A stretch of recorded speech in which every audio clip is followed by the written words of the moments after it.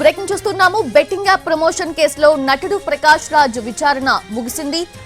దాదాపు 5 గంటల పాటు కూడా సుదీర్ఘంగా విచారించినట్లుగా తెలుస్తుంది. ప్రకాష్ రాజ్ స్టేట్మెంట్ రికార్డ్ చేసింది. ఇక నుంచి బెట్టింగ్ యాప్స్ కి ప్రచారం చేయనంటూ కూడా ప్రకాష్ రాజ్ చెప్పినట్లుగా తెలుస్తుంది. నేను చెప్పిన వివరాలను ఈడీ అధికారులు నమోదు చేసుకున్నారంటూ కూడా ప్రకాష్ రాజ్ చెప్పారు.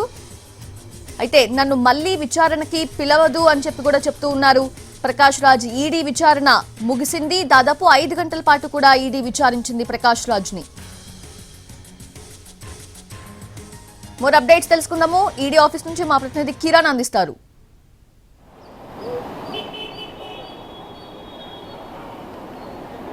సౌజన్య, నటుడు ప్రకాష్ రాజ్ ఈడీ విచారణ ముగిసింది.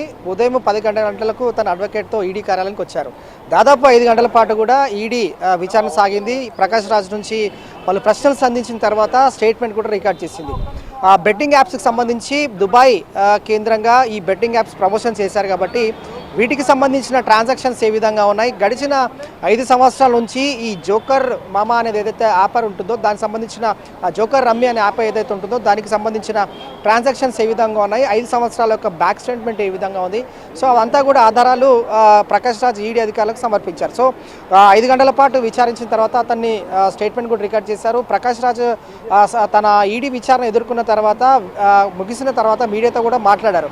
సో బెట్టింగ్ యాప్స్ గురించి కూడా నేను భవిష్యత్తులో ప్రమోషన్స్ చేయను, అలాగే అందులో ఎలాంటి నా ప్రమేయం ఉండబోదని అతను స్టేట్మెంట్ ఇచ్చాడు. సో ఒక ఆసక్తికర విషయం ఏంటంటే ఇందులో ఇప్పటివరకు కూడా నిర్వాహకుల నుంచి తనకు ఎలాంటి లావాదేవీలు కూడా అందలేదు, ట్రాన్సాక్షన్ జరగలేదు అనేది తన వాదన.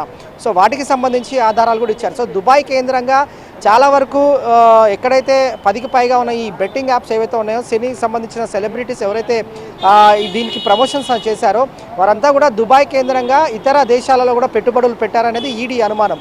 సో ఏసీబీ సంబంధించిన తర్వాత విచారణ చేసిన తర్వాత దాన్ని బేస్ చేసుకొని ఈడీ ఎంటర్ అయింది. ఈడీ ఎఫ్ఐఆర్ నమోదు చేసింది.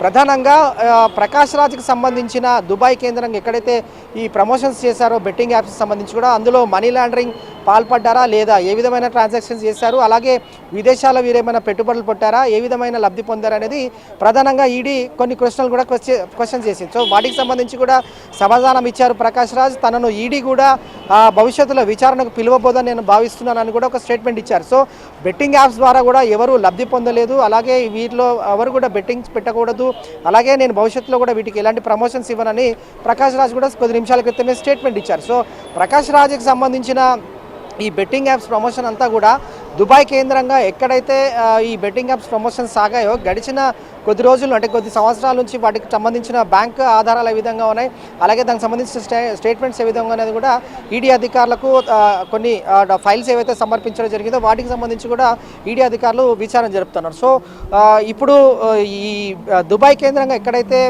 జోకర్ రమ్మీకి సంబంధించిన యాప్స్ ఏవైతే ఉన్నాయో వాటికి సంబంధించిన ట్రాన్సాక్షన్స్ పైన దృష్టి కేంద్రీకరించింది కాబట్టి ప్రధానంగా ఇందులో మనీ లాండరింగ్ జరిగిందా లేదా అనేది మాత్రం ఈడీ విచారణలో తెలుస్తుంది. కాబట్టి ప్రస్తుతం అయితే ఈడీ అధికారులు గడిచిన 5 గంటల పాటు ప్రకాష్ రాజ్ను విచారించారు, వాళ్ళు ప్రశ్నలు సంధించారు, అలాగే అతని నుంచి కూడా స్టేట్మెంట్ ఇచ్చారు. సో ఈడీ అధికారులు అడిగిన ప్రతి ప్రశ్నకు కూడా ప్రకాష్ రాజ్ జవాబు చెప్పారు, అలాగే తన వద్ద తీసుకొచ్చిన ఆధారాలు కూడా సమర్పించారు. సో కొద్ది నిమిషాల క్రితమే విచారణ ముగిసింది. 5 గంటల పాటు ఈడీ అధికారులు పలు విధమైన క్వశ్చన్స్ చేశారు, తర్వాత దానికి సంబంధించి స్టేట్మెంట్ కూడా రికార్డ్ చేశారు. సో ఇప్పటి వరకు కూడా తనకు ఎలాంటి ట్రాన్సాక్షన్ జరగలేదు, అలాగే ఇందులో నేను ఏ విధమైన లబ్ధి కూడా పొందలేదని ప్రకాష్ రాజ్ స్టేట్మెంట్ ఇచ్చానని కొద్ది నిమిషాల క్రితమే మీడియాతో మాట్లాడారు. సో వాటికి సంబంధించి ట్రాన్సాక్షన్స్ ఏ విధంగా ఉన్నాయి, అలాగే ప్రకాష్ రాజ్కి సంబంధించిన దుబాయ్ కేంద్రంగా నడిచిన ఏదైతే బెట్టింగ్ యాప్స్ ఉన్నాయో వాటికి సంబంధించిన ట్రాన్సాక్షన్స్ ఏ విధంగా ఉన్నాయి, తర్వాత ఇతను సమర్పించిన ఆధారాలు ఏవైతే ఉన్నాయో వాటిని బేస్ చేసుకొని కూడా ఈడీ తదుపరి చర్యలు ఏ విధంగా ఉంటుందని మాత్రం ఆసక్తి